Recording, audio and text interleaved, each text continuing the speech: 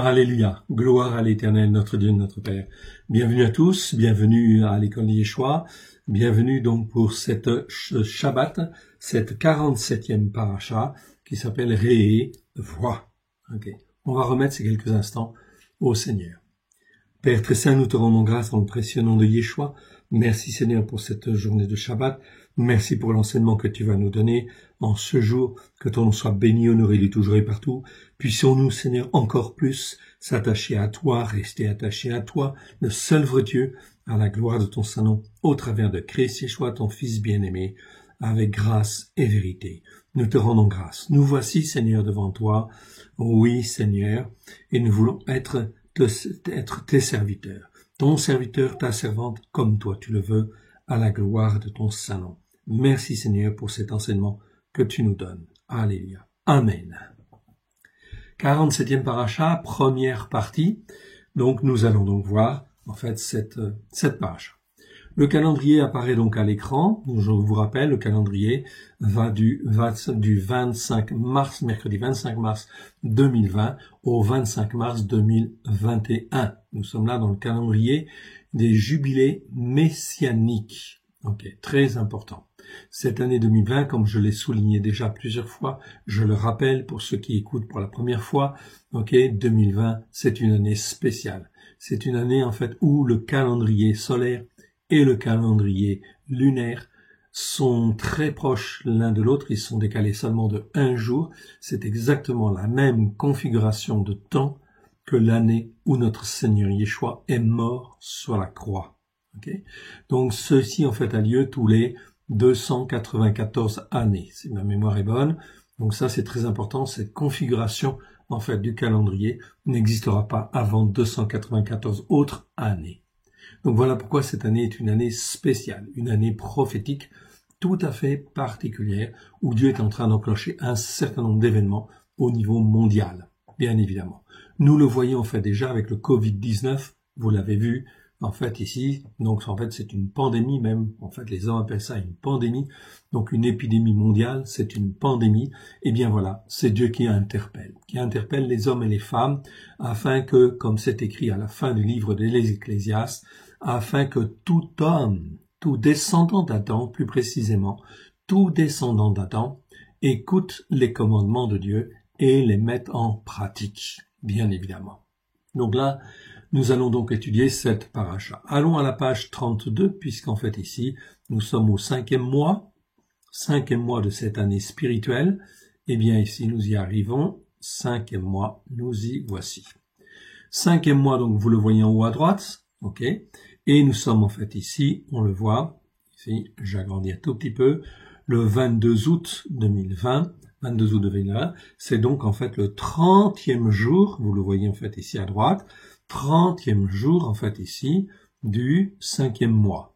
C'est en fait aujourd'hui le 1, 2, 3, 4, 5e Shabbat de ce 5e mois. Donc tous les ans, avec ce calendrier, un des gros avantages, c'est presque tout reste fixe et ça présente un très très gros avantage dès lors que l'on comprend comment il fonctionne. Et en fait, on sait le caler en fait maintenant, ok, très facilement, tous les 7 ans. En fait, il suffit de rajouter en fait des jours intercalaires correspondant effectivement au recalage du calendrier lunaire et du calendrier solaire. Donc ça, c'est effectivement très simple avec ce calendrier. Voilà pourquoi ce calendrier était utilisé au 1er siècle par les Juifs messianiques et les gens des nations qui utilisaient en fait ici les racines hébraïques de la foi, oui bien sûr, qui étaient vraiment collées en fait au message de Yeshua et des disciples. Nous sommes là chez les Nazoréens, en fait ici, donc ici c'est un message, c'est un calendrier messianique des jubilés que David, je vous le rappelle, utilisait lui-même en fait en son temps, ok, parce qu'il en avait la révélation. Donc c'est très important. Donc ici, nous sommes en fait au dernier Shabbat. Je vais donc agrandir. Ok, dernier Shabbat, 47e paracha. Réé, ça veut dire voix. On va lire en fait la paracha, c'est-à-dire Devarim, Deutéronome, 11, 26 à 16, 17. La Haftara ou les Haftarot au pluriel. Donc normalement, Ésaïe 54, 11 à Ésaïe 56, 1, etc. Et le psaume 24. Ok. En fait, on lira tout le chapitre 54, 55 et 56. 56, on va le voir. Si on le lit en entier, on verra bien. Et effectivement, si on a un petit peu de temps, on le dira en entier. Ok, donc c'est très important. C'est des petits chapitres, mais ils sont très importants sur le plan prophétique à l'approche, effectivement, du 7e mois, puisqu'après le 5e mois, c'est le 6e mois. Donc, il reste en fait encore un mois, le 6e mois, avant le 7e mois, bien évidemment. Et le 7e mois, c'est en fait les fêtes de l'Éternel, avec, je vous le rappelle, la fête des trompettes, fête de Kippour, ok, fête des expiations, et la fête des tabernacles. Ces 3 fêtes de fin d'année, d'automne en fait, on va dire plutôt, eh bien, sont des fêtes prophétiques et messianiques qui nous parlent très précisément en fait de la volonté de Dieu, et qu'un jour ce sera en fait la dernière récolte. Fête des tabernacles, c'est en général les dernières récoltes de l'année, et effectivement c'est la fin en réalité. Donc là, ça va nous parler en fait aussi de la vendange finale et de la récolte finale. Donc quand on parle dans Apocalypse chapitre 14.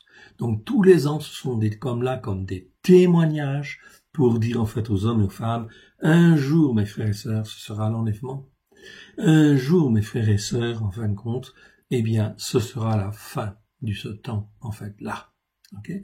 Voilà, donc c'est très très très important de bien comprendre en fait ces dimensions messianiques et prophétiques. Et il vaut mieux être calé, bien sûr, sur un bon calendrier, enfin le calendrier de Dieu. Ici, c'est le calendrier de Dieu. Okay. C'est le calendrier de Dieu, bien posé en fin de compte sur les Écritures. Paracha 47, ok, nous voyons. Donc ici, nous allons donc lire l'Haftara, 54, 55, 56. Le psaume 24 en fait aussi. En ce qui concerne les psaumes, vous voyez que la paracha précédente, nous avons lu le 51 déjà. Là, en fin de compte, on va pas le relire, évidemment, puisqu'on l'a déjà lu. Le 54, ok, 55, 56. Ok. La semaine prochaine, ok, au prochain Shabbat, nous lirons le 52, si je prends la 48e paracha. Nous aurons donc le chapitre, normalement une partie du 51, mais comme on l'a déjà lu, on le lira pas. 52, voilà. Et en fait, après, on repassera en fait au 54, etc. Ok, ça peut arriver, qu'il y ait les mêmes lectures, effectivement, ok, sur plusieurs parachas. C'est pas un problème. Mais en tout cas, une chose est sûre.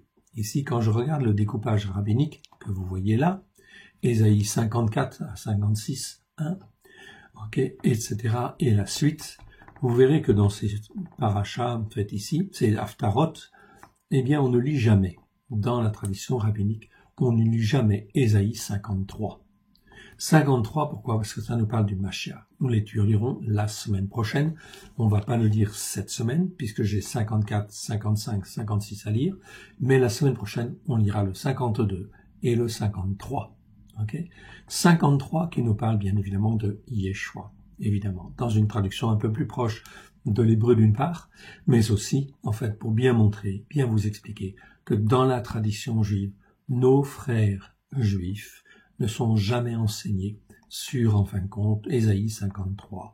Jamais. Pourquoi? Parce que cela pose d'énormes problèmes pour les rabbins de la tradition de répondre. De qui parle-t-on dans ce passage, dans ce chapitre 53? Eh bien, en fait, c'est évident aux yeux de tous. Voilà pourquoi, mes frères et sœurs, si Dieu met, en fait, sur votre route des Juifs, n'hésitez pas à leur parler de ce chapitre 53 d'Ésaïe. Okay. Ça veut dire que 8 siècles avant que Christ Yeshua ne vienne, en fait, Yeshua, en fait, était déjà annoncé. Le Messie, en fait, de Dieu, Christ Yeshua, eh bien, est annoncé, bien évidemment, 8 siècles, en fait, avant. Bien, ça a été écrit dans la Torah, mais là, c'est encore une confirmation prophétique au travers d'Ésaïe, où là, on voit vraiment, en fait, des détails qui, en fait, sont époustouflants, en fin de compte. On ne peut pas se tromper. C'est bien de Yeshua dont on parle. Cela veut dire que dans la tradition juive, eh bien, en fin de compte, on aurait dû effectivement connaître ces choses-là. Et comme je vous l'ai souvent expliqué, la tradition rabbinique, elle vient en fait des pharisiens tanaïtes. Et les pharisiens tanaïtes, à la destruction du temple en 70, eh bien, ont commencé à faire des écoles talmudiques et à rassembler tout un certain nombre d'écrits. Mais tous ces rabbins de l'époque ont renié le Christ, les disciples, et tout le message, en fin de compte, qui était, en fait, à l'époque donné concernant effectivement le Messie qui venait accomplir la Torah, les prophètes et les psaumes. Donc la tradition juive rabbinique, bien évidemment, qui se pose sur les pharisiens, a supprimé de tous ces enseignements tout ce qui pouvait parler de Yeshua, de Christ en fait ici. Voilà pourquoi nos frères juifs ne sont jamais enseignés sur ces choses-là, et on a mis dans le Talmud aussi tout un certain nombre d'enseignements erronés, mensongers, disant que Christ est le fils d'une femme adultère. Ok, jamais de la vie. Ok, donc voilà, c'est très important de rappeler en fait ici ces chapitres en fait d'Ésaïe. Donc aujourd'hui 54, 55, 56 nous lirons, ainsi que le psaume 24. Psaume 24, c'est une haftara non pas rabbinique, mais karaïte, comme je vous l'ai déjà expliqué. Brit Hadasha, l'alliance nouvelle, c'est Marc chapitre 6, verset 53 à Marc 7, verset 8. Donc nous lirons effectivement ces passages et nous les commenterons par rapport en fait ici à la paracha et au haftarot que nous allons découvrir. Allons maintenant dans la Torah.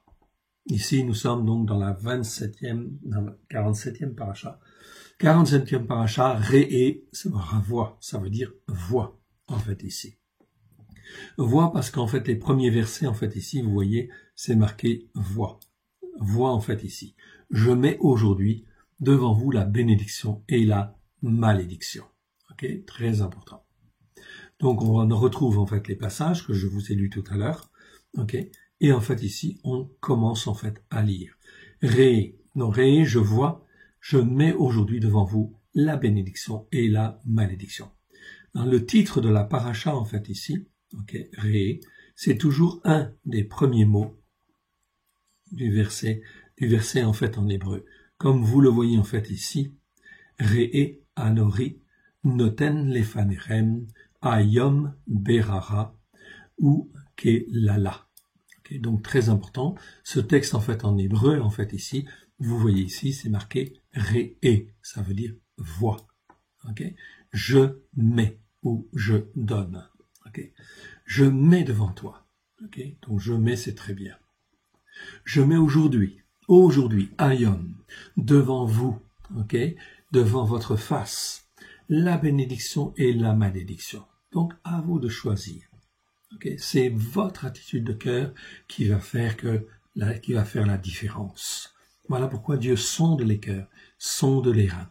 Okay, et en fait, nous pouvons dire avec le psalmiste, mon Dieu, sonde mon cœur, sonde mes reins, vois si je suis sur une mauvaise voie et remets-moi sur la voie de l'éternité. Oui, bien sûr. Ça, c'est la prière, en fait aussi, de quelqu'un qui veut s'attacher à Dieu et rester attaché à Dieu. Très important. Verset 27. La bénédiction, si vous obéissez au commandement de l'Éternel, votre Elohim, que je vous prescris en ce jour. La bénédiction, en fait, vous le voyez ici, ici en bas, c'est Berara. Berara, ce mot, en fait, existe 69 fois dans 64 versets, bénédiction, comme dans Genèse, en fait, 12.2, avec Abraham, Genèse 27.12, bénédiction et malédiction. Ici, Genèse 27.35, Yitzhak, en fait, reçoit la bénédiction, ici. Ésav, en fait, ici, 2 fois, parce qu'il a, en fait, il n'a pas accepté la bénédiction, en fin de compte, l'héritage du père, en fait, ici, qui est passé, en fait, à Jacob. Genèse 26.38, toujours, en fait, en parlant de Ésav. Genèse 28.4, Isaac, avec Isaac, c'est Isaac, la bénédiction qui a été transférée en fait à Yitzhak, à Yaakov, c'est Yitzhak qui bénit en fait Yaakov, qui transmet en fait une bénédiction, Yaakov en fait à Esav, en fait ici, ensuite Yosef, ici dans Genèse 39.5, ensuite Yaakov à Yosef, et en fait Yaakov à Yosef en fait encore, et Genèse 49.28, Yaakov à ses fils, en fait, ici. Donc ici, on parle toujours de la berara, c'est-à-dire la bénédiction qui est transmise. Bénédiction ou héritage spirituel du Père. Quand on parle, en fait, ici de Yosef, qui donne, en fait, la bénédiction à Yosef, c'est aussi à Ephraïm et Manassé. Manassé pour la partie juive, et en fait Yaakov transmet la bénédiction des nations, en fait ici, sur Éphraïm. Éphraïm qui va devenir une multitude de peuples. Voilà pourquoi il sera très grand. Voilà pourquoi, en fait, Jacob le bénit de la main droite. Il met la main droite sur la tête, en fait, ici, d'Éphraïm, et la main gauche sur la tête de Manassé. La main droite, parce que la bénédiction sera encore plus grande, c'est en fait déjà la bénédiction, l'ouverture vers les nations, pour que la Torah puisse être répandue parmi toutes les nations, ou tout au moins tous ceux qui le veulent, à la gloire de l'Éternel. Donc bénédiction, en fait, ici, c'est Berara. Malédiction, c'est en fait ici Kelala. Kelala, c'est un mot qui existe 33 fois dans 33 versets. Ok, donc ça veut dire la malédiction tout simplement. On va le trouver dans Genèse 27, 12, etc., 27, 13, etc. En fait, tout un certain nombre de versets. Vous les avez en fait ici à l'écran. Vous pourrez donc les regarder tranquillement si vous le souhaitez. Ok, donc ici, c'est la bénédiction que l'Éternel donne ou la malédiction que l'Éternel donne. Ok, donc tous les deux viennent de l'Éternel. Ok, tout dépend de notre manière de fonctionner avec notre cœur devant Dieu. La bénédiction en fait ici, là est en fait en grand, tout simplement parce qu'il y a l'article devant la bénédiction Berara. Donc c'est A Berara. A Berara, ça veut dire effectivement donc la bénédiction pleine et entière de Dieu, ok, si en fait vous obéissez à mes commandements. Donc obéir, ça veut dire se soumettre, en fait, c'est veut dire, comment dire, c'est obéir à ses commandements, c'est se soumettre et les mettre en pratique, évidemment. Si je ne les mets pas en pratique, je ne me soumets pas et je n'obéis pas en fait à Dieu. Je n'ai pas écouté quelque part. Obéir ou écouter, en fait, c'est très souvent le même verbe. Ok, c'est shama. Ok, tout simplement. Si tu écoutes, c'est-à-dire si tu obéis, en fait, tout simplement, ton Dieu ne force pas. Tu fais ce que tu veux. Ok, mais en fait, d'un côté, c'est la bénédiction. De l'autre côté, c'est la malédiction. Ok. Que je vous prescris en ce jour. La malédiction, si vous n'obéissez pas au commandement de l'Éternel, votre Elohim. Le mot commandement, je vous l'ai dit, toujours bien traduit. Mitzvah, en fait, en hébreu, mitzvot au pluriel. En grec, entolé, en fait, ici. Donc ici, ça a le même sens. Le mot grec et le mot hébreu ont strictement le même sens. Si vous n'obéissez pas au commandement de l'Éternel, votre Elohim, et si vous vous détournez de la voie que je vous prescris en ce jour pour aller après d'autres dieux que vous ne connaissez point. Alors, voilà, donc ça c'est très important, un choix. Donc c'est le croyant qui décide. Est-ce qu'il veut recevoir une bénédiction pleine et entière de Dieu ou simplement garder certains commandements et puis pas les autres? Ok, donc dans ce cas-là, ça veut dire que il y a une forme de malédiction qui va se répandre. C'est pas toujours la malédiction pour détruire, non. Pourquoi? Parce que Dieu, en fin de compte, ne veut même pas la mort du méchant. Dans Ézéchiel, chapitre 33, verset 11, il dit: ce que je veux, c'est que le méchant il vive, mais c'est qu'il se repente et qu'il change de voie. Okay? C'est ça que Dieu veut l'Éternel, notre Dieu. Okay? Donc, à plus forte raison, en fait, un croyant, oui, bien sûr. Si vous vous détournez de la voie que je vous prescris en ce jour pour aller après d'autres dieux que vous ne connaissez point, donc après d'autres dieux, effectivement, toutes sortes d'autres idoles, etc., que l'on se met dans la tête au travers des viandes sacrifiées aux idoles, c'est-à-dire des faux enseignements et des fausses doctrines. Voilà pourquoi, en fait, il faut être très, quelque part, intransigeant quelque part, et ne garder que la Torah, les commandements, les lois, les règles qui sont proches de la Torah, qui sont la Torah, et enfin tout ce qui est proche de la Torah et qui vise à m'attacher à Dieu et à rester attaché à Dieu.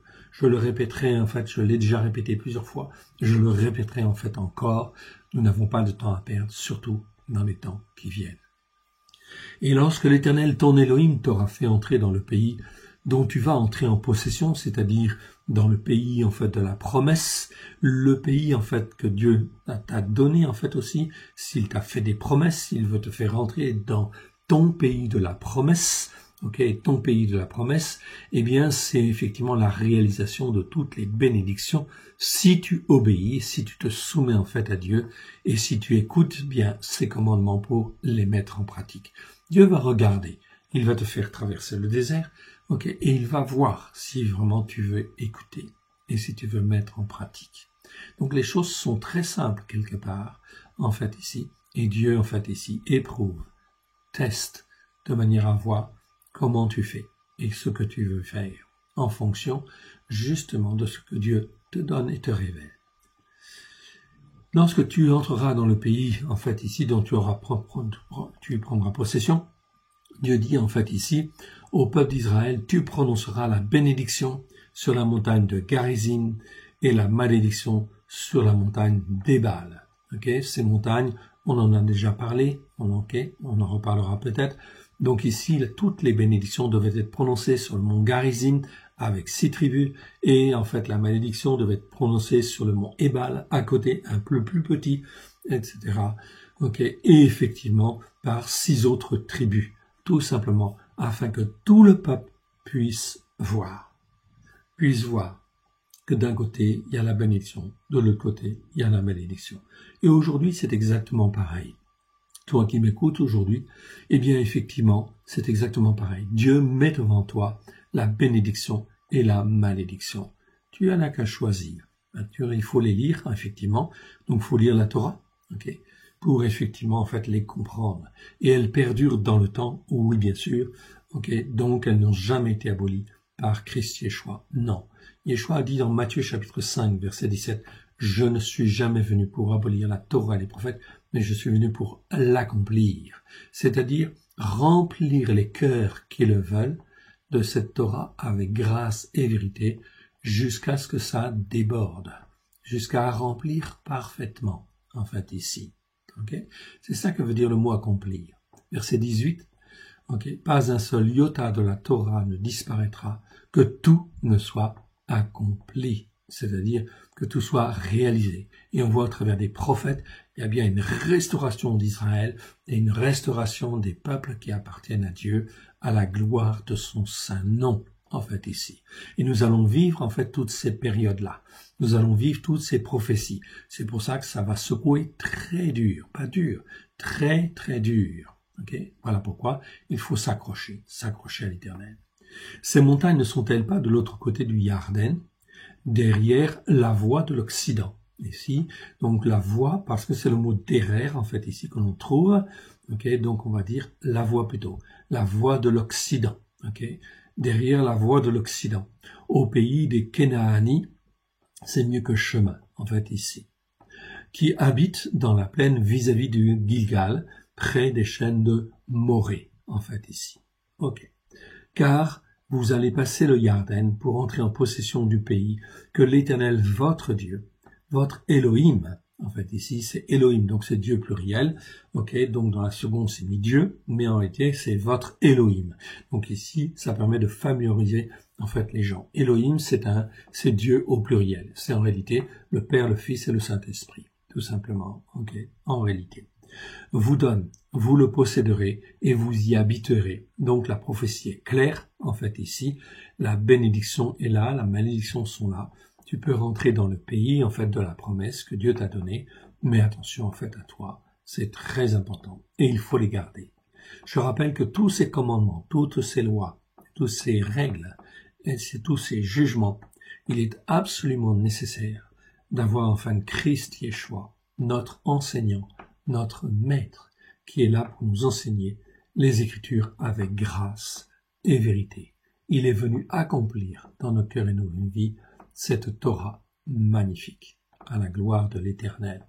Voilà pourquoi, sans Christ Yeshua, cette Torah, elle est difficilement compréhensible et il y a beaucoup de choses on ne comprend pas bien. Même déjà, en fait, comme cela, on ne comprend pas tout, et en réalité, il faut rester attaché à Dieu au travers de Christ Yeshua et considérer que Christ Yeshua est notre sauveur, première chose, parce que nous étions hier dans la désobéissance et nous avons mangé des viandes sacrifiées aux idoles. Donc, en fait, ici, nous avons besoin du sang de l'agneau, de nous repentir d'abord, et en fin de compte, de nous couvrir du sang de l'agneau, d'une manière très très importante. Ok, ça c'est fondamental. Okay. Donc ça c'est fondamental. Oui, j'ai perdu le fil de ma pensée, mais c'est pas grave, ça reviendra. Car vous allez passer le Jourdain pour entrer en possession du pays que l'Éternel, votre Elohim, vous donne. Vous le posséderez et vous y habiterez. Vous observerez et vous mettrez en pratique. C'est très clair. Toutes ces lois et ces jugements que moi, je vous donne aujourd'hui. Donc, ces lois ici, c'est le mot roc. Vous le voyez en fait en dessous. Ici. Roc, Rukim, Arukim, c'est même Arukim, donc l'article devant. Donc l'article, en fait, c'est un article défini, donc on peut traduire par toutes ces lois. Oui, parce que c'est les lois là, ok, c'est pas n'importe lesquelles. Les jugements, en fait, aussi, mishpatim, mishpat au singulier, mishpatim au pluriel, mishpat, les jugements, mais ces jugements-là, ok. C'est pour ça qu'en fait, ici, c'est comme un démonstratif. Donc c'est pas mal qu'on le traduise comme cela, par ces lois et ces jugements.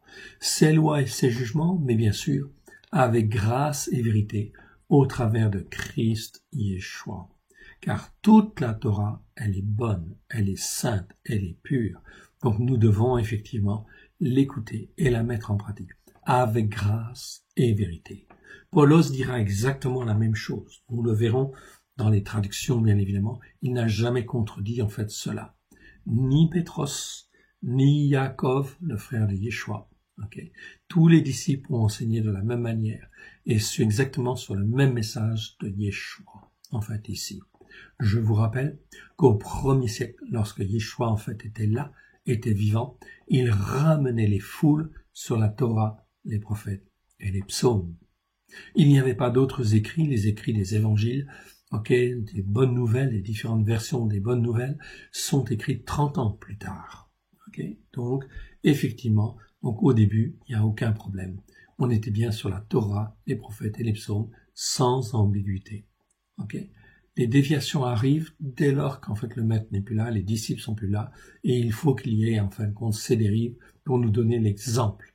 Et on voit effectivement, lorsque Paulos et Pétros meurent, on va dire entre 64 et 68, en fait, tout simplement, eh bien, en fin de compte, à partir de là, les dérives, certaines dérives vont commencer, parce qu'il y a des prédicateurs, des évangélistes, des docteurs qui sont des faux docteurs, des évangélistes qui sont là et qui enseignent des choses, mais qui s'écartent plus ou moins, en fait, ici, de la Torah, des prophètes et des psaumes. Voilà pourquoi Dieu va révéler, en fait, à Jean, à la fin du 1er siècle, les dérives, et on le voit, toutes les dérives qui existent, c'est Apocalypse chapitre 2 et chapitre 3, en décrivant les 7 églises. Sur les 7 églises, une seule reste ferme. C'est l'église de Philadelphie. Message que j'ai encore reçu, en fait, ici. Donc je vous le donne, c'est Apocalypse 3, verset 10. Je vous le donne car il est très, très, très important, et il est là pour nous encourager, en fait, ici. Parce que tu as gardé la parole, donc chapitre 3, Apocalypse 3, 10, parce que tu as gardé la parole de la persévérance en moi, je te garderai aussi à l'heure de la tentation qui va venir sur le monde entier pour éprouver les habitants de la terre. Vous entendez bien ce qui est écrit ici dans Apocalypse chapitre 3, verset 10. Il y a effectivement une tentation qui va venir sur le monde entier, pas seulement sur la France, sur l'Europe, sur le monde entier, qui va venir sur le monde entier. Pourquoi faire? Pour éprouver les habitants de la terre. C'est très clair. Donc voilà pourquoi je vous encourage à rester effectivement sur la Torah, les prophètes et les psaumes, à la lumière de Yeshua, et d'y rester fermement accroché à la gloire de l'Éternel. Ainsi, l'Éternel, ici, promet qu'il va nous garder, dans les temps qui viennent. Même s'il y a des choses qu'on ne comprend pas, qu'on n'arrive pas vraiment à bien cerner, peu importe. Dès lors que l'on s'attache à la Torah, à nos prophètes et aux psaumes, à la lumière de Yeshua, que l'on veut au travers de cela s'attacher à Dieu avec grâce et vérité, Dieu va nous garder. Voilà pourquoi Jean, voyant toutes les dérives, ne va pas arrêter, en fait, de dire, repentez-vous, car le règne des cieux est proche d'une part, mais aussi parce que effectivement, en fait, il va dire gardez les commandements de Dieu. Celui qui aime Dieu, c'est celui qui garde les commandements de Dieu. Et je vous ai dit, le mot commandement en grec et en hébreu a exactement le même sens. Okay? C'est un des mots qui est très bien traduit en fait partout, et Dieu n'a pas permis justement qu'on y touche.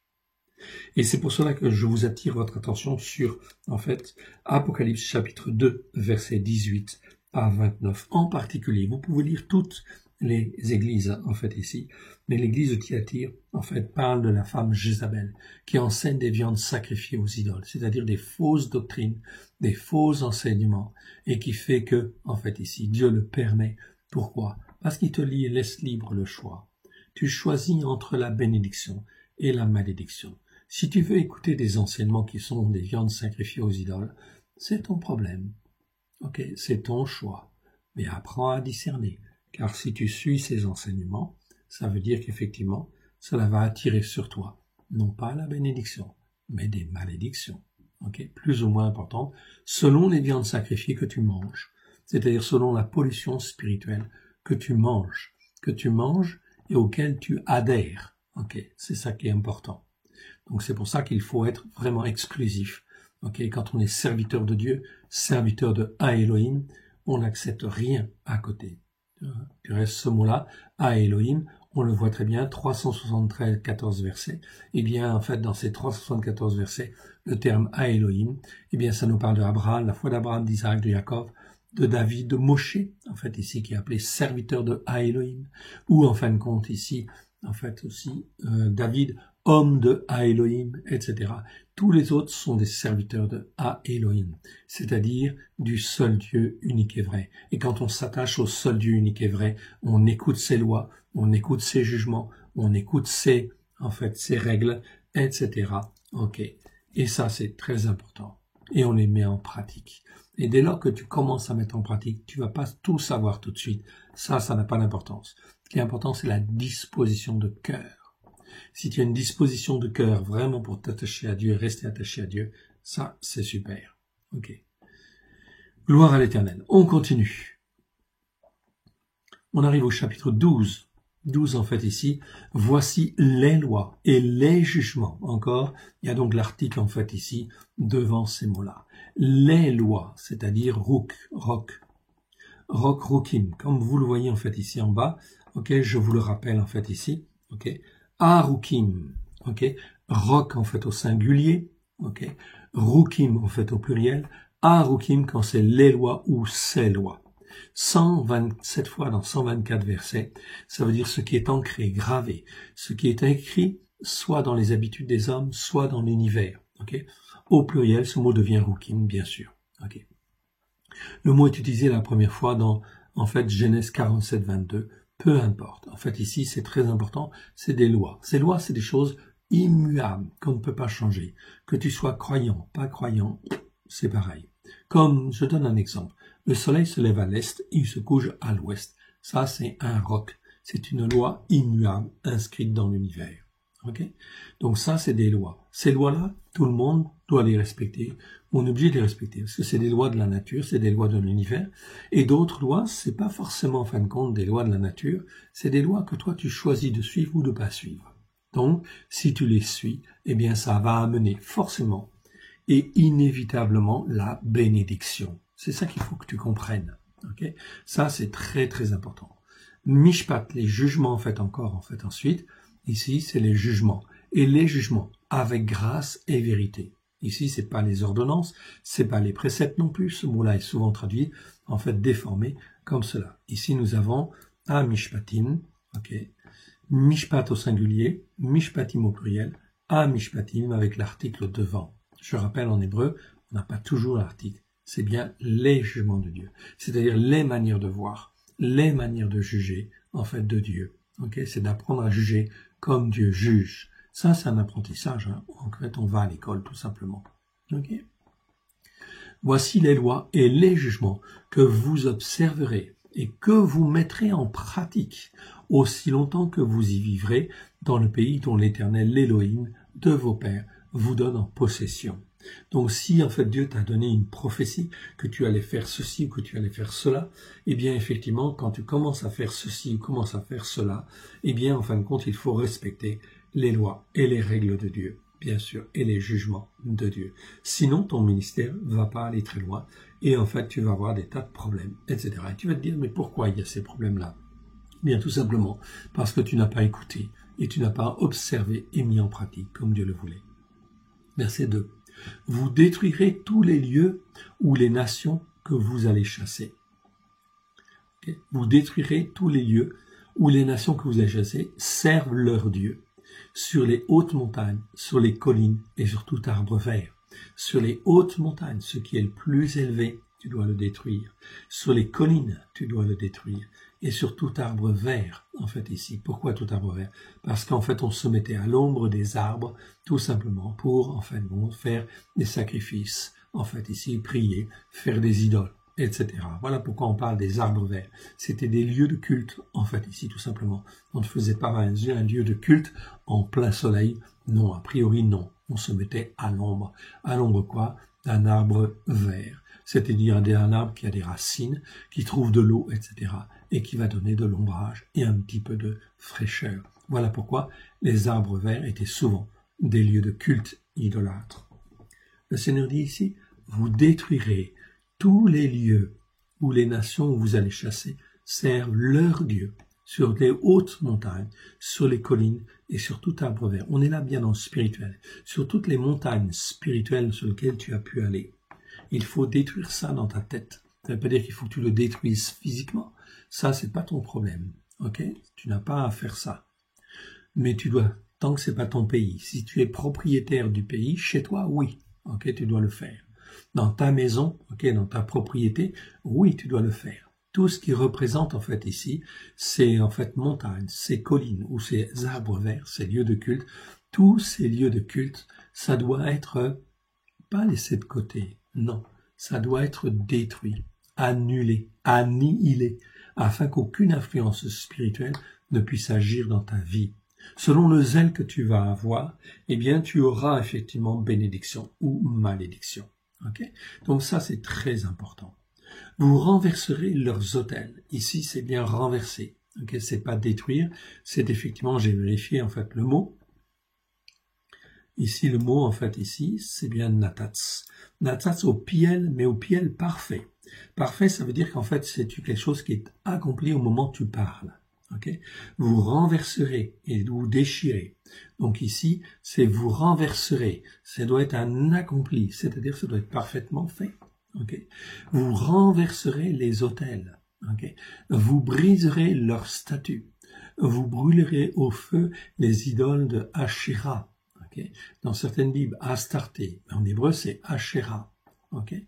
Vous abattrez les images taillées de leur Dieu, vous ferez disparaître leur nom de ces lieux-là. Ça c'est très important. Ce sont des conditions sine qua non. C'est un nettoyage en fait du pays.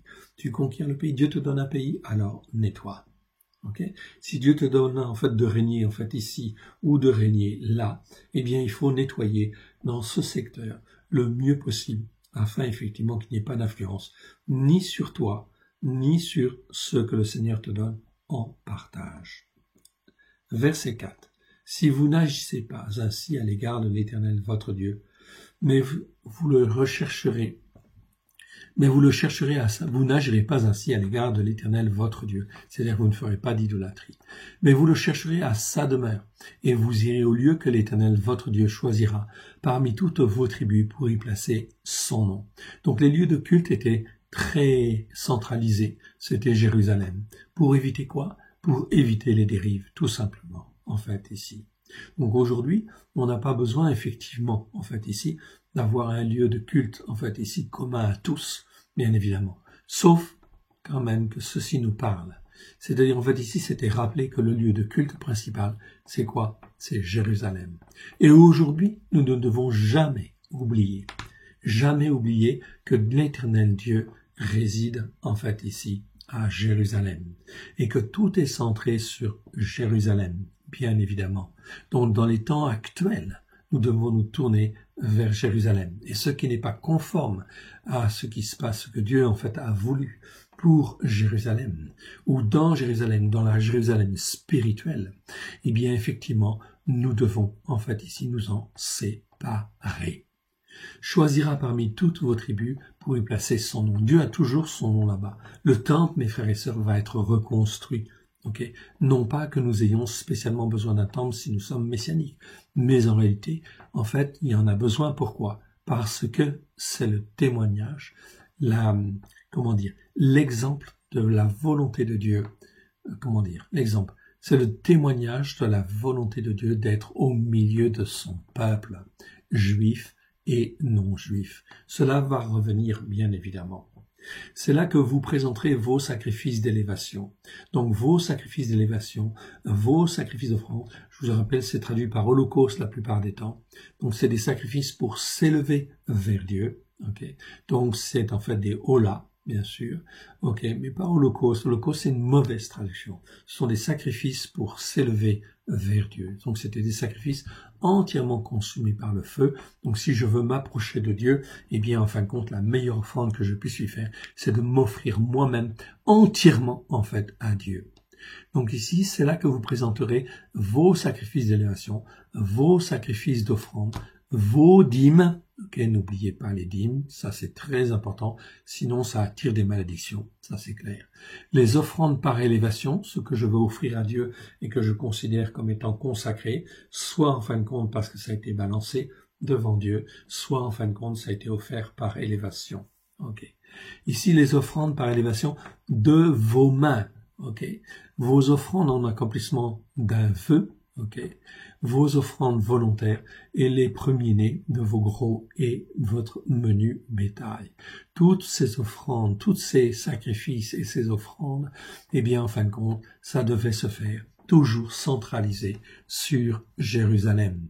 Aujourd'hui, c'est pareil, c'est toujours centralisé sur, en fin de compte, Jérusalem, bien évidemment. Voilà pourquoi il faut revenir aux racines hébraïques de la foi, parce que pas n'importe où je me trouve dans le monde, je peux me tourner vers Jérusalem. Même si je ne vais pas directement à Jérusalem, spirituellement, je me tourne vers Jérusalem.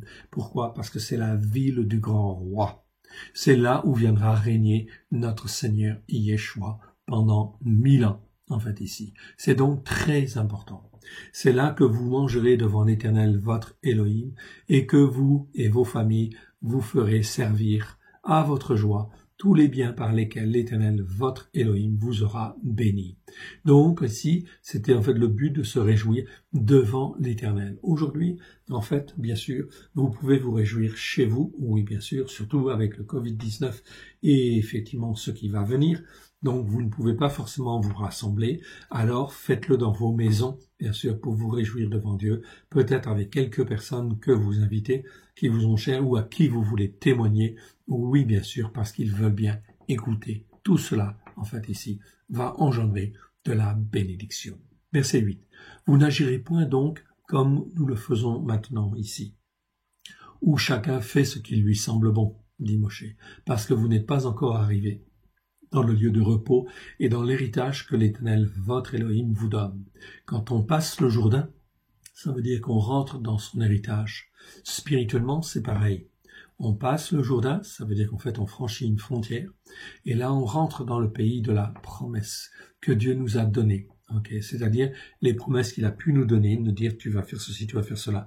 Eh bien ta mission c'est de faire ceci ou ta mission c'est de faire cela.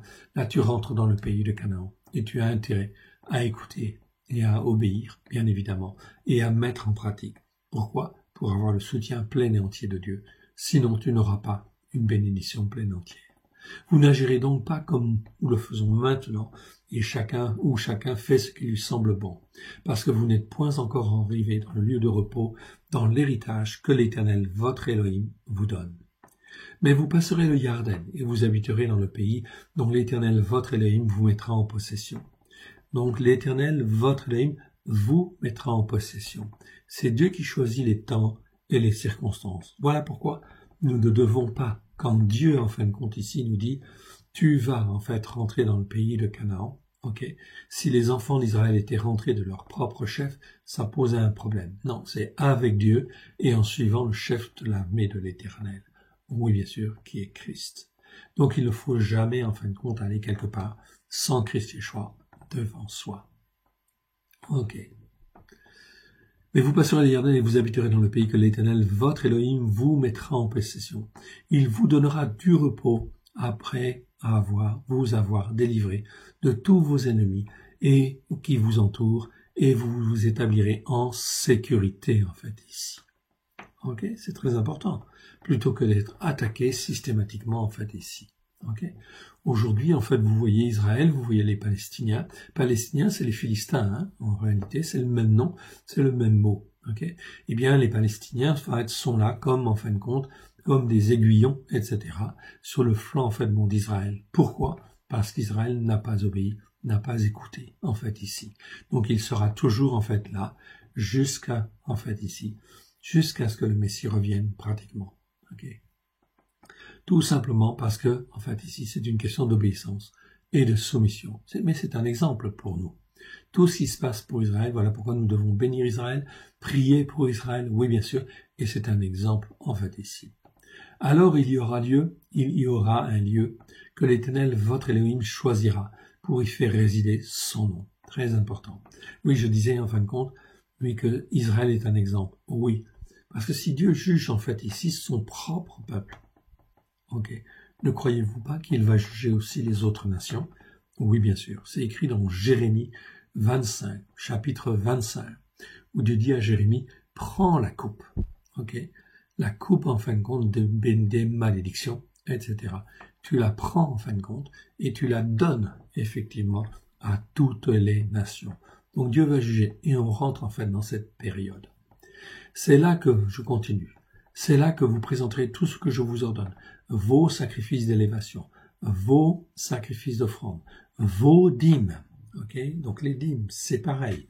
Et n'écoutez surtout pas, effectivement, les gens qui vous disent qu'il ne faut pas payer la dîme car Christ a tout accompli. Ça, ce sont des viandes, c'est un exemple de viande sacrifiée aux idoles. Si vous écoutez ces enseignements-là, okay, et vous les mettez en pratique, ça veut dire quoi? Ça veut dire qu'en fait, ici, vous n'obéissez pas à Dieu, vous ne vous soumettez pas à la Torah, aux prophètes et aux psaumes. Résultat des courses, eh bien, ça veut dire qu'il va y avoir de la perversion, en fait, ici, dans les enseignements, et en fait, petit à petit, ça va contribuer à ajouter de l'iniquité sur d'autres iniquités, etc., jusqu'à ce que l'iniquité soit à son comble, et là, il n'y a plus rien à faire. Vos sacrifices d'élévation, vos sacrifices d'offrande, vos dîmes, les offrandes par élévation, choisis de vos mains, attention à la traduction, parmi les plus belles. Okay, lorsqu'on offre à Dieu, on choisit ce qu'il y a de plus beau, pas ce qui est moyennement beau, ou ce qui est tordu, etc., ou pas en bon état. Non, choisis de vos mains. Ça veut dire qu'effectivement, en fait, nous sommes là, en fait ici, et c'est nous qui choisissons ce que nous voulons offrir à notre Dieu. Ce mot-là n'est mal traduit dans la traduction au second, parce qu'on traduit à la place prémisse, tout simplement. Non, c'est pas la prémisse. Bien sûr que les prémices doivent être offertes, en fait, à Dieu, on est bien d'accord, ok, mais ça fait partie des sacrifices, en fait, que l'on fait, ou des offrandes que l'on fait. Choisis de vos mains, donc ça, c'est la détermination du croyant, parmi lesquelles, les plus belles. Okay? Parce que Dieu, il n'y a pas d'autre Dieu comme notre Dieu. Donc on choisit ce qu'il y a de meilleur pour lui. Et si on a à cœur de choisir ce qu'il y a de meilleur pour lui, ok, lui va choisir ce qu'il y a de meilleur pour nous. Que vous ferez à l'Éternel pour accomplir vos vœux. C'est là que vous vous réjouirez devant l'Éternel, votre Elohim, vous, vos fils et vos filles, vos serviteurs et vos servantes, et le Lévite qui sera dans vos portes, car il n'a ni part ni héritage avec vous. Je vous rappelle, le Lévite n'avait pas de territoire, donc il devait être invité, oh oui bien sûr, ok, dans les familles, ok, et effectivement se réjouir avec les familles, ok, de la parole de Dieu et de la mise en pratique ici. C'était vraiment en fin de compte des temps de convivialité et en fin de compte de temps de créer l'unité de corps, d'âme et d'esprit entre les uns et les autres. Verset 13. Garde-toi d'offrir tes sacrifices d'élévation dans tout lieu que tu verras. Okay? Mais tu offriras tes sacrifices d'élévation au lieu que l'Éternel choisira dans l'une de tes tribus, et c'est là que tu feras tout ce que je t'ordonne. En réalité, ça veut dire pour nous maintenant, au XXIe siècle? Eh bien, ça veut dire tout simplement que nous devons nous attacher à l'Éternel Dieu, le Dieu d'Israël, le Dieu d'Abraham, d'Israël, de Jacob, qui est à Jérusalem, qui est sur la terre d'Israël en particulier. Bien sûr, il est dans tout le monde entier.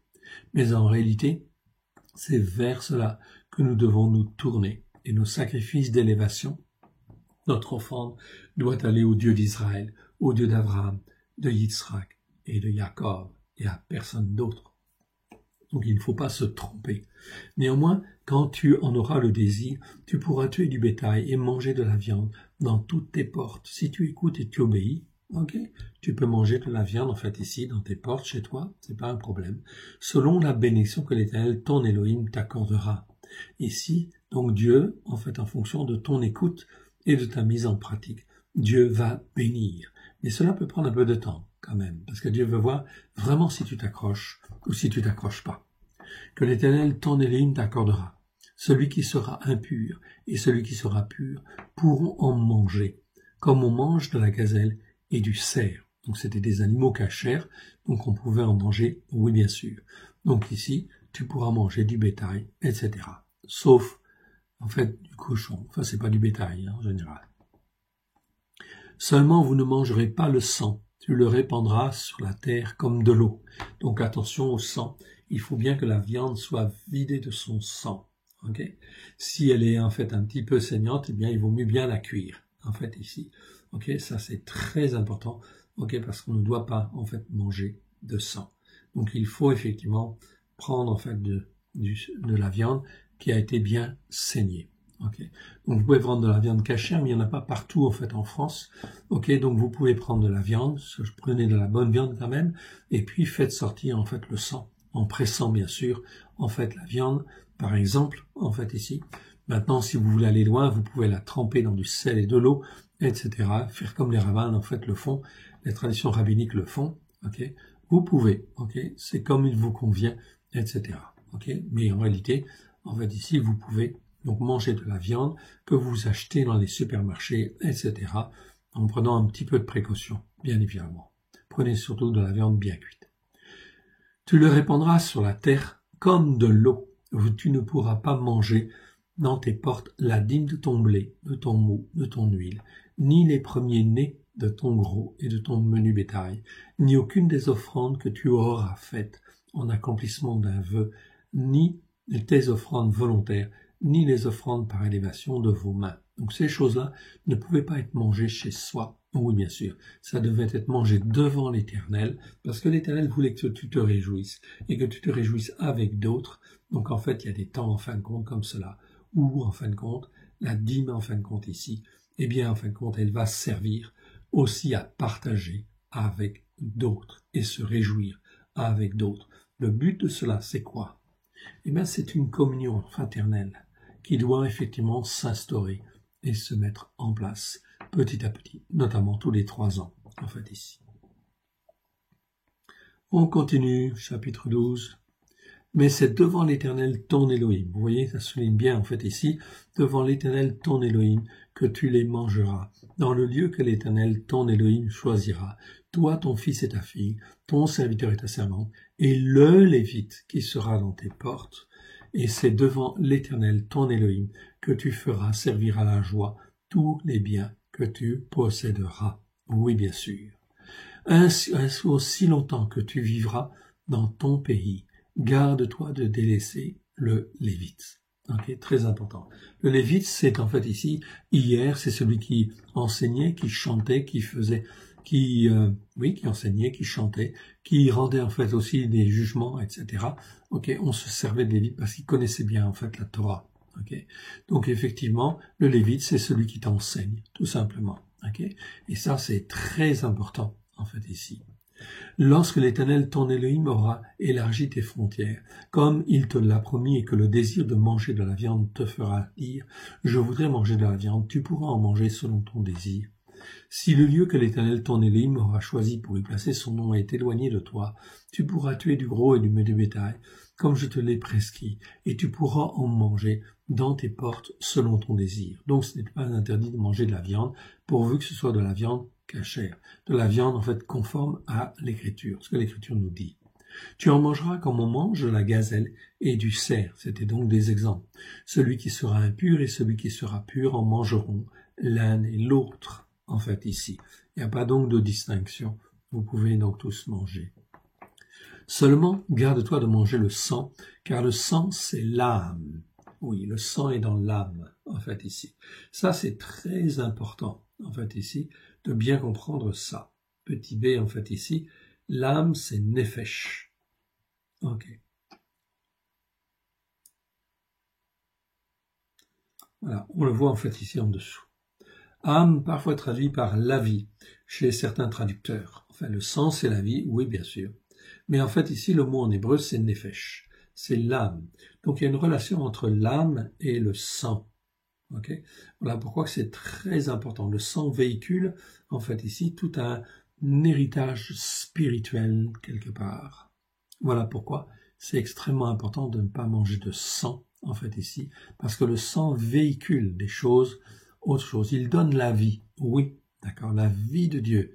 Donc, il va transférer à toutes nos cellules, en fait, la vie de Dieu, mais pas seulement la vie physique, une vie spirituelle, en fait, aussi. Donc, c'est dans le sang que ça se véhicule. Voilà pourquoi le sang est quelque chose de très précieux et que ça n'appartient qu'à Dieu uniquement. Okay. C'est pour ça qu'il faut vraiment, en fait, laver de ça. Donc, il ne faut pas en manger, en fait, de civet, déjà pour deux raisons. De civet au sang, bien évidemment. Le civet, c'est du lapin, c'est du lièvre, donc ce n'est pas un animal qu'on a le droit de manger, en fait, ici. Et en fait, souvent, c'était fait avec du sang. Oui, dans les recettes anciennes, on avait du sang. Ou le canard, en fait, au sang, bien sûr. C'est-à-dire lavé, en fait, il est cuit dans le sang, en fait, ici. Dans son sang, on fait de la sauce avec du sang du canard. Donc tout ça, c'est mauvais. Jamais de sauce avec du sang.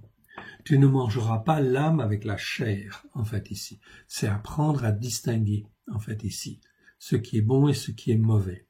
Tu ne mangeras pas l'âme avec la chair ou le sang avec la chair. Tu ne le mangeras pas, tu le répandras sur la terre comme de l'eau. Tu ne le mangeras pas, afin que tu sois heureux, toi et tes enfants après toi, en faisant ce qui est droit aux yeux de l'Éternel. Donc c'est très important en fait ici, tu ne le mangeras pas, afin que tu sois heureux. Que tu sois heureux, toi et tes enfants après toi, en faisant ce qui est droit aux yeux de l'Éternel.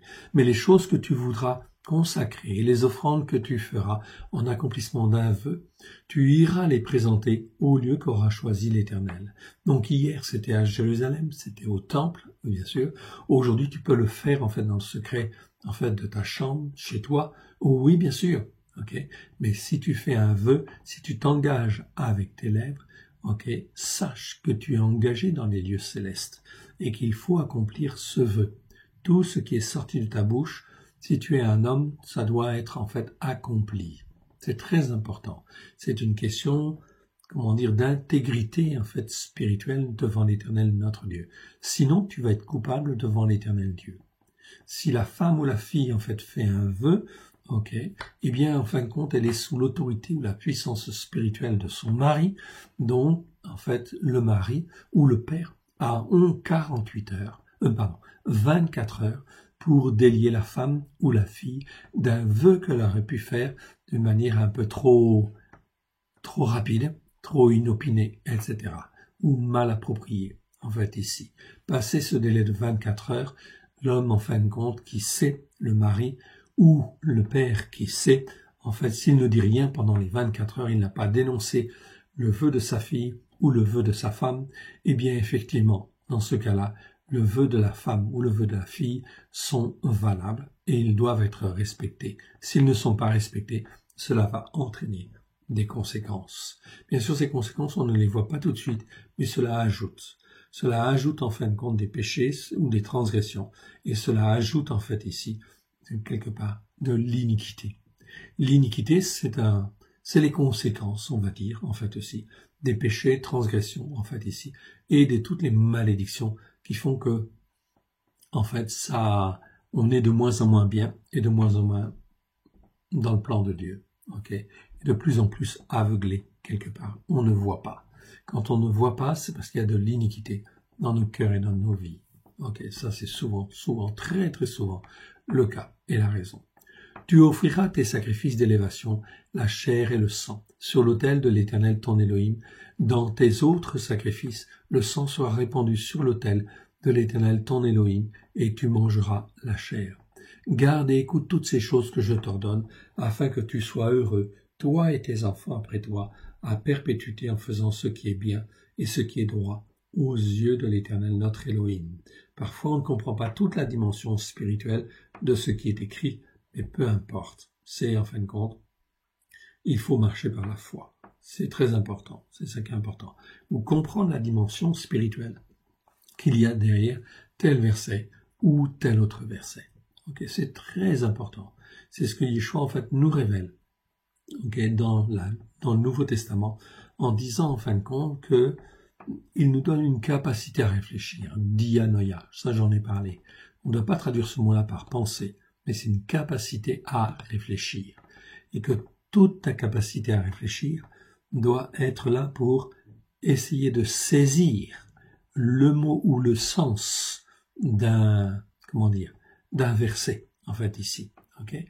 Ça, c'est comprendre la dimension spirituelle d'un mot ou d'un verset. Okay, c'est ça qui est important. Cette capacité à réfléchir, elle nous est donnée. Elle est renouvelée par le Saint-Esprit. Oui, bien sûr, plus tu avances, plus tu écoutes, plus tu obéis, et bien plus cette capacité à réfléchir va être aiguisée et plus tu vas comprendre à discerner, en fait, ici. Et ça, c'est important. Verset 29. Lorsque l'Éternel, ton Élohim, aura exterminé les nations que tu vas chasser devant toi, lorsque tu les auras chassés et que tu te seras établi dans leur pays, garde-toi de te laisser prendre au piège en les imitant, après qu'elles auront été détruites devant toi. Garde-toi de t'informer de leur Dieu et de dire comment ces nations servaient-elles leur Dieu. Ça n'a pas d'importance. Okay. Moi aussi, je veux faire de même. Ça, c'est grave. Tu n'agiras pas ainsi à l'égard de l'Éternel ton Dieu, car elles servaient leur Dieu en faisant toutes les abominations qui sont odieuses à l'Éternel, et même elles brûlaient au feu leurs fils et leurs filles en l'honneur de leur Dieu. Les conséquences, en fait, ici, de ces viandes sacrifiées aux idoles, eh bien, c'est que ces idoles derrière, ce n'est pas des idoles, qui n'ont pas d'effet. Non, derrière ces idoles, en fait, Paulos va le dire, ce ne sont même pas des idoles, c'est rien une idole. Okay? Ce qui est important, c'est que derrière cela, il y a des démons. Et oui, c'est pour ça que Paulos va dire, okay, je ne veux pas que vous soyez en communion avec les démons. Non. Okay? Quand vous êtes en communion avec Christ, okay, vous avez effectivement là une source merveilleuse. Le Christ hébreu, bien sûr, je parle, sur la Torah, les prophètes et les psaumes, avec grâce et vérité, vous avez là une nourriture merveilleuse. Voilà pourquoi il ne faut pas, en fait, ici, manger d'autres viandes sacrifiées aux idoles, qui, en fin de compte, ici, peuvent nous amener, en fait, très loin. Ici, en fait, l'idolâtrie amène, en fait, ici, les nations à sacrifier leurs fils et leurs filles en l'honneur de leur Dieu, ce que Dieu n'a jamais, jamais, jamais voulu, bien évidemment. Ok. Punition des faux prophètes. Ok. Et des idolâtres. Chapitre 13. Vous observerez et vous mettrez en pratique toute cette parole que je vous ordonne. Ici, c'est pas dit une partie de cette parole. C'est dit toute cette parole que je vous donne, que je vous ordonne. Vous n'y ajouterez rien et vous n'en retrancherez rien. Vous ne retrancherez rien, vous n'y ajouterez rien. Exactement comme c'est écrit, là, on le voit ici, la référence en fait ici, Apocalypse 12, versets 18 à 19, où en fait Yeshua dit, regardez bien ce qui est écrit en fait ici, très important, ok? Je le déclare à quiconque entend les paroles de la prophétie de ce livre. Apocalypse chapitre 22, versets 18 à 19. Vous avez la référence en fait ici, ok? Je vous la montre, ok? Vous voyez en fait ici, très clair. Okay. Je le déclare. Donc voilà ce que Yeshua disait, ce qui était déjà écrit dans la Torah, en fait ici, chapitre 13. Et voyez ce que en fait Yeshua nous dit dans l'Apocalypse 22, versets 18 à 19. Je le déclare à quiconque entend les paroles de la prophétie de ce livre. Si quelqu'un y ajoute quelque chose, Dieu le frappera des fléaux décrits dans ce livre. Et si quelqu'un retranche quelque chose des paroles du livre de cette prophétie, Dieu retranchera à sa part de l'arbre de vie de la ville sainte et de la ville sainte décrit dans ce livre. On parle du livre de vie. Oui, bien sûr, en fait, ici. Ça, c'est très clair. Notre nom est inscrit dans le livre de vie. Bientôt, en fait, c'est la fête des trompettes. Et là, en fait, nos noms sont inscrits dans le livre de vie. OK.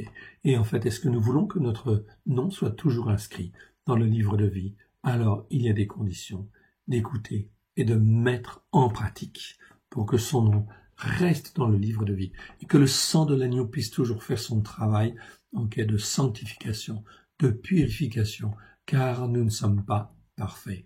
Nous faisons des erreurs. Nous faisons même des péchés, des transgressions, des iniquités. Ça nous arrive, mais on apprend, on apprend, on apprend. Et Christ Yeshua est toujours là, je vous assure. Toujours, toujours, toujours là, pour nous laver, purifier. En fait, ici, pour sauver le pécheur. En fait, ici, il exerce sa longanimité, c'est-à-dire sa patience extrême à ne pas condamner, en fait, ici, dès lors qu'il y aurait même la possibilité d'un jugement ou d'une condamnation. Eh bien, Christ, le sang de l'agneau, est vivant, il nous lave et il nous purifie. Voilà pourquoi nous devons apprendre. Tout cela est fait justement pour nous apprendre et à rester fermes. Et si nous tombons, eh bien, on nous demande pardon. On reconnaît sa faute. On revient en fait à l'Éternel. On demande pardon pour ses péchés, ses transgressions, ses iniquités, sa manière de réfléchir, sa capacité à réfléchir qui n'est pas bonne, sa compréhension qui est erronée, etc. On se remet en question et on vient vers Dieu en toute humilité. Verset 2 suivant. Entre parenthèses, je vous rappelle, ce sont les références qui sont en fait dans les versions des nations, la plupart du temps. Les versions en fait hébraïques, c'est en fait le chiffre qui est tout à fait en fait à gauche. S'il s'élève du milieu de toi, donc ici, observez et mettre en pratique toute cette parole que je vous ordonne. Vous n'y ajouterez rien et vous n'en retranchez rien. Si tu fais ça, rien, tu entends, rien ne peut te détourner de Dieu. Même un faux prophète, c'est ce qu'on va voir ici.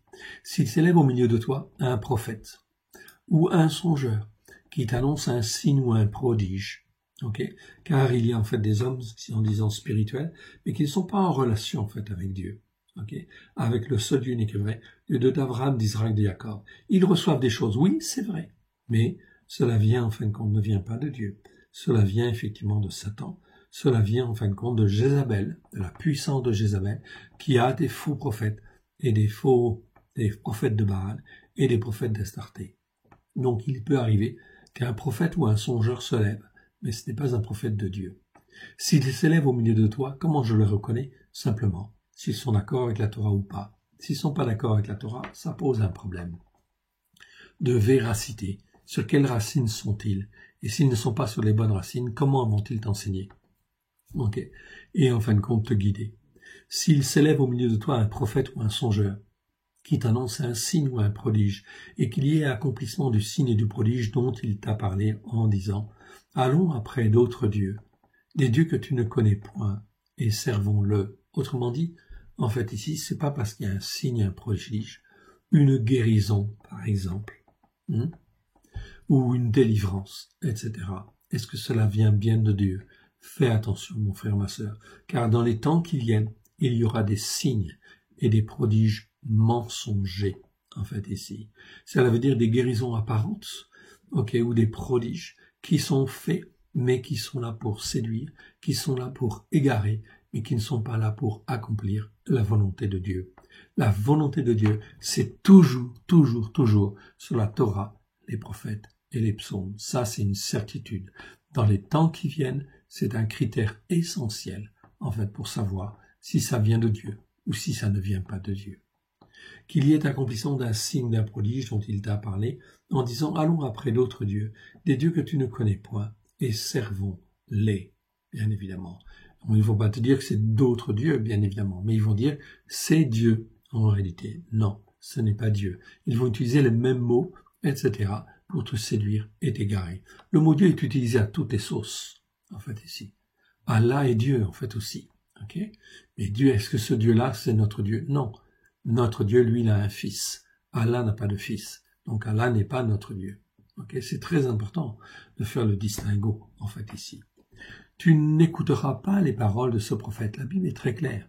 Tu n'écouteras pas les paroles de ce prophète, de ce songeur, car c'est l'Éternel, votre Elohim, qui vous met à l'épreuve pour savoir si vous aimez l'Éternel, votre Elohim, de tout votre cœur et de toute votre âme.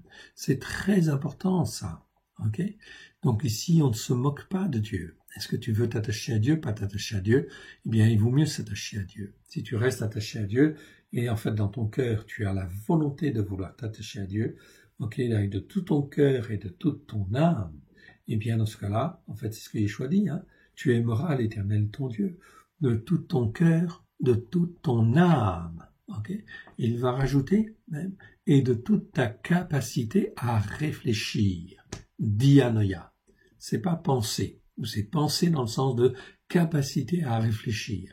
C'est-à-dire ta capacité à discerner, ok, ce qui est important dans un mot ou dans un verset. Ok? Ça, c'est très important. Ça, c'est la capacité à réfléchir. Et nous sommes tous dotés d'une capacité à réfléchir, plus ou moins importante, mais en fait ici, on est tous dotés de cette capacité à réfléchir. Okay. Verset 6. Ce prophète et ce songeur sera puni de mort, car il a parlé de révolte contre l'Éternel votre Elohim, qui vous a fait sortir du pays de Misraïm, et vous a délivré de la main des esclaves. Il aurait voulu te détourner de la voie que l'Éternel, dans laquelle l'Éternel ton Elohim t'avait ordonné de marcher. Tu ôteras ainsi le mal du milieu de toi. Donc tu dois être puni de mort. Okay? Donc n'exercez pas en fait ici littéralement en fait ce verset. Il doit être puni de mort, mais c'est Dieu qui s'en occupe. C'est pas vous. C'est pas à vous en fin de compte de le tuer, de le condamner en fait ici, sauf si la loi du pays le permettait. Mais c'est pas le cas en fait ici.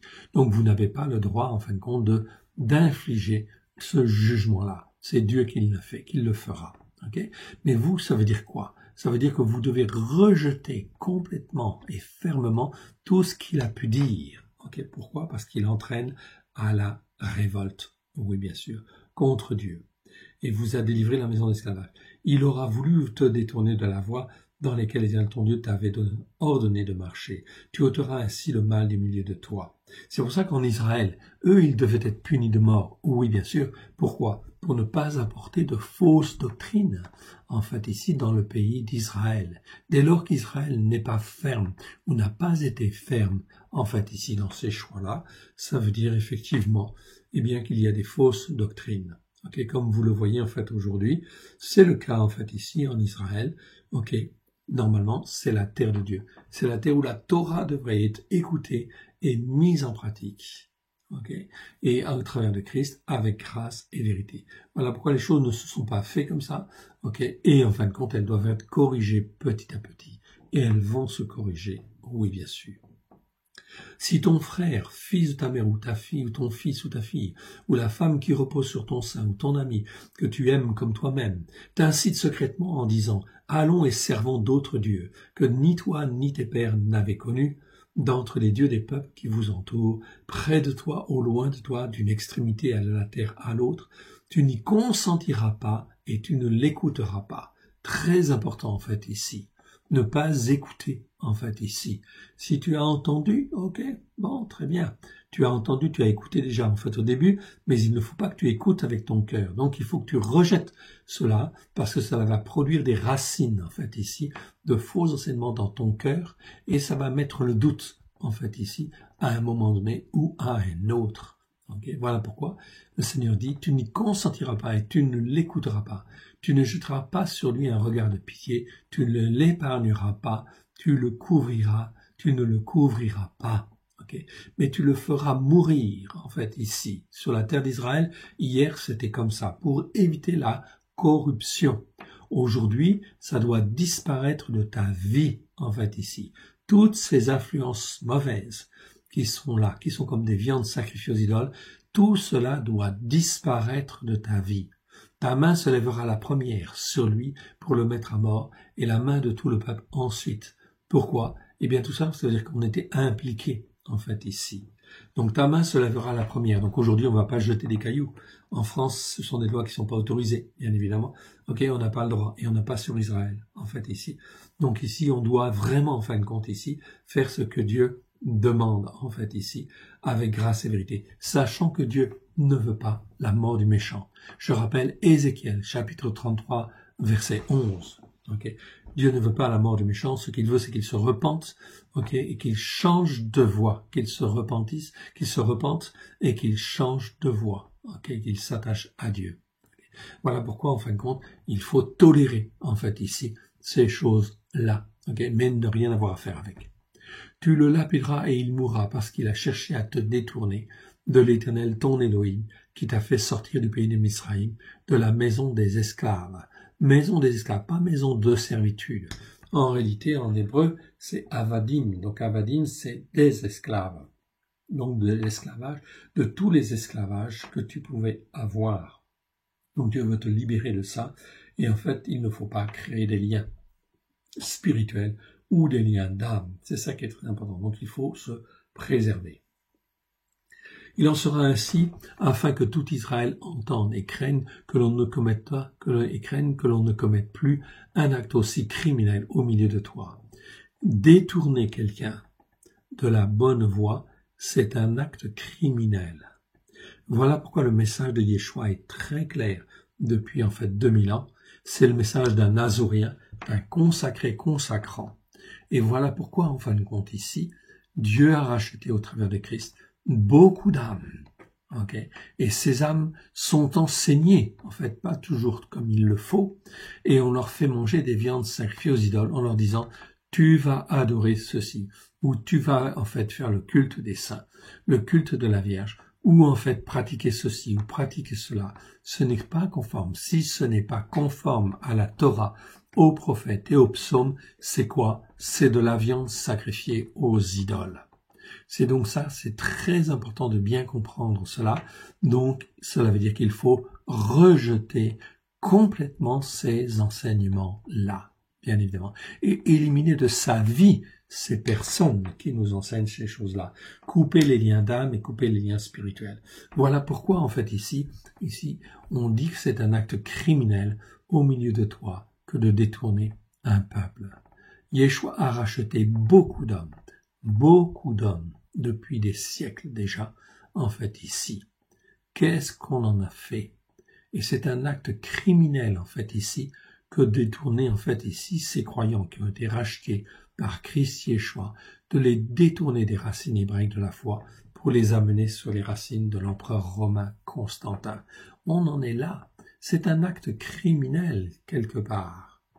Donc ici, est-ce qu'on est complice, en fait, de cela, de cet acte criminel? Ce qu'a fait Jéroboam, c'est criminel. Ce qu'ont fait, ce qu'on appelle les pères de l'Église catholique, eh bien, ce qu'ils ont fait en détournant, en fin de compte, ceux qui sont rachetés et en les mettant sur la racine, en fin de compte, de l'empereur romain Constantin, c'est un acte tout bonnement criminel. On le voit, en fait, ici. Ce sont des faux prophètes ou des faux docteurs. C'est Dieu qui jugera ça, bien évidemment. N'allez pas tuer, en fin de compte, les prêtres, et n'allez pas tuer, en fait, les évêques, etc., ou les pasteurs, certainement pas. Ce que Dieu veut, c'est qu'ils se repentent, bien sûr, et qu'ils viennent vers lui. Si tu entends dire au sujet d'une l'une des villes que t'as donné pour demeure, des gens fils de Bélial, Bélial, c'est Bélial, donc c'est Satan, Bélial, ça veut dire pervers. Si tu entends dire au sujet de l'une des villes que t'as donné pour demeure l'Éternel ton Élohim, des gens, en fin de compte, fils de Bélial, fils de la perversion, en fait, ici, sont sortis de milieu de toi et ont séduit les habitants de leur ville en disant « Allons et servons d'autres dieux que tu ne connais point.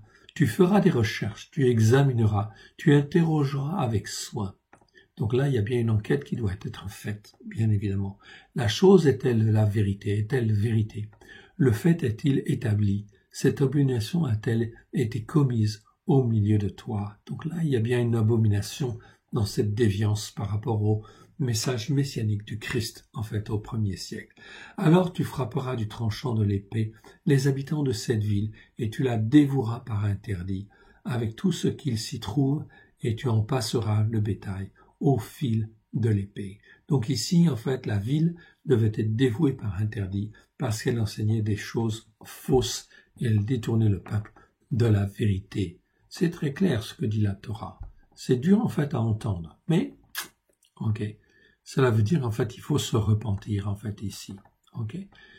Se repentir si on a participé à ce genre de choses. Tu amasseras tout le butin du milieu de la place. Tu brûleras entièrement au feu la ville avec tout son butin devant l'Éternel ton Élohim. Elle sera pour toujours un monceau de ruines. Elle ne sera jamais rebâtie, dit l'Éternel. Donc ici, vous voyez bien, ce sont des malédictions qui sont, en fin de compte, qui amènent la destruction pleine entière. Elles sont dévouées par interdit, c'est-à-dire qu'il n'y a plus rien à faire, en fait, ici. On arrive, en fait, à cela. Ce n'est pas encore le cas, en fait, aujourd'hui, bien sûr, de ces montagnes catholiques, protestantes, évangéliques. Non, pas encore. Ok. Dieu, en fin de compte, cherche à, en fait, faire que les brebis et les pasteurs et les responsables se repentent, et viennent à Dieu. Elle sera pour toujours un monceau de ruines, elle ne sera jamais détruite, c'est ce qui arrivera après. Rien de ce qui sera dévoué par interdit, regardez bien ce qui est marqué là, rien de ce qui sera dévoué par interdit ne s'attachera à ta main, afin que l'Éternel revienne de la fureur de sa colère, et qu'il te fasse miséricorde et grâce, et qu'il te multiplie comme il l'a juré à tes pères. Rien de ce qui est dévoué par interdit ne s'attachera à ta main. Okay. Voilà pourquoi il faut faire vraiment la séparation, afin que l'Éternel revienne de la fureur de sa colère. Très bien. Ici, nous avons en fait le mot fureur. Fureur, c'est le mot raron. Comme vous le voyez en fait en bas, je vous ai en fait appris le mot af déjà, qui veut dire colère. On a vu en fait la dernière fois, je crois, réma, qui est en fait la fureur, qui consume, la fureur ardente, en fait ici. Et on a un mot entre les deux, c'est raron. Raron, c'est la fureur tout court. Donc, af, c'est colère. Raron, comme je le vois ici, 41 fois, donc 40 fois, c'est fureur. Fureur ou ardeur, tout simplement. Ok? Et ce mot est parfois traduit par colère. C'est une erreur. Ok? Parce qu'il y a le mot af pour dire colère. Donc, ça entraîne de la confusion, en fait, ici.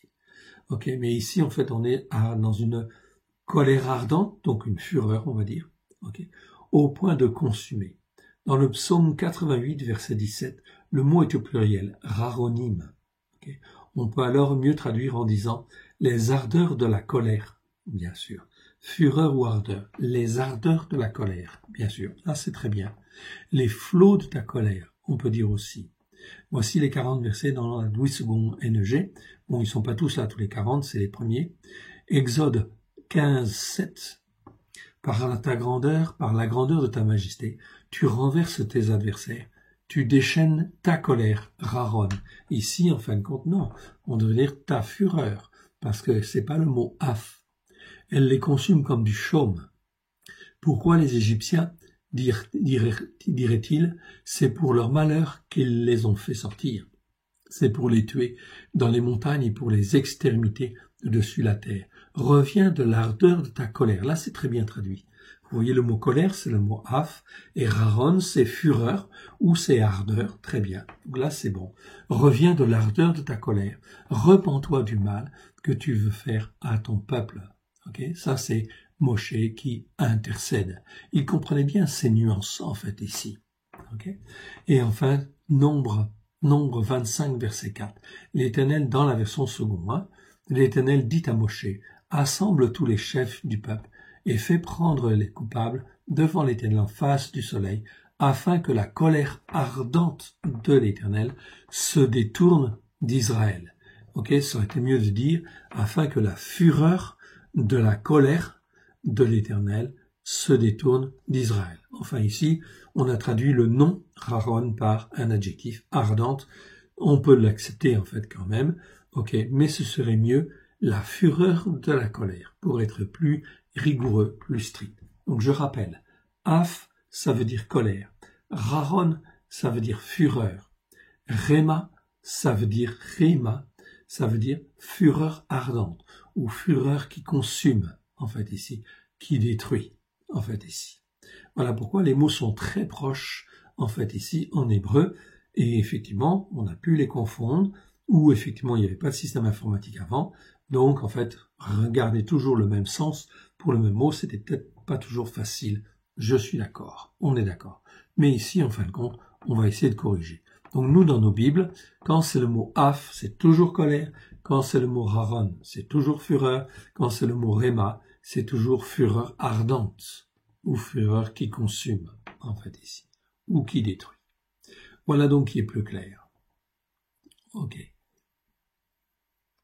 Rien de ce qui sera dévoué par interdit ne s'attachera, à ta main, afin que l'Éternel revienne de la fureur de sa colère, qu'il te fasse miséricorde et grâce, et qu'il te multiplie comme il l'a juré à tes pères.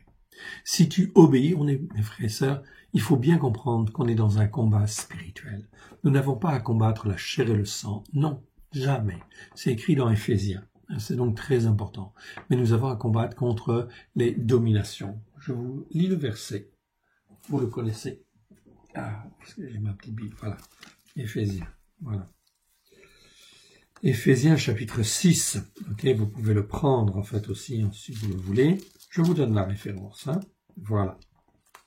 Voilà. Chapitre 6 à partir du verset 10. Au reste, fortifiez-vous dans le Seigneur, ou fortifiez-vous en l'Éternel, car par sa force et par sa force toute puissante. Revêtez-vous de toutes les armes de Dieu, afin de pouvoir tenir contre les ruses du diable. Ruse, c'est en fait méthodia en grec. Méthode, ça veut dire quelque chose de très logique. En fait, ici, ruse, ça nous appelle, en fait, c'est quelque chose de systématiquement pour nous faire tomber, en fait, ici. Donc, on peut traduire par ruse si on veut, mais c'est carrément une méthode derrière. Une méthode pour nous faire chuter. Satan, en fait, est là. Voilà pourquoi il faut que je m'attache à Dieu, je reste attaché à Dieu. Verset 12. Car nous n'avons pas à lutter contre la chair et le sang.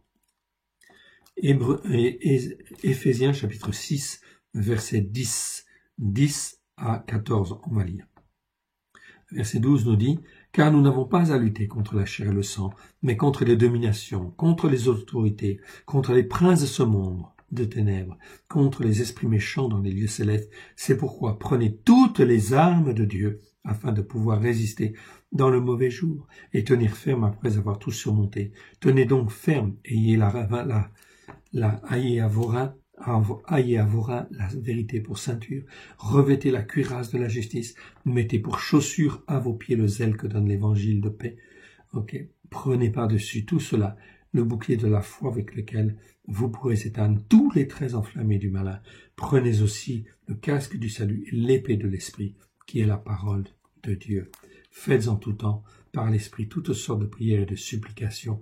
Veillez à cela avec une entière persévérance et priez pour tous les saints, jusqu'au verset 18. Donc c'est très important, ça c'est ce qu'on appelle l'armure du chrétien. Paulos, en fait, ici, était vraiment très très clair. On ne combat pas, en fait, les hommes et les femmes. On combat Satan. On est dans un combat spirituel, mes frères et sœurs. Il agit dans chacune de nos vies, en fait, ici. Voilà, donc très important. Nous sommes arrivés au chapitre 14. On va faire une petite pause et effectivement, je reprendrai tout à l'heure.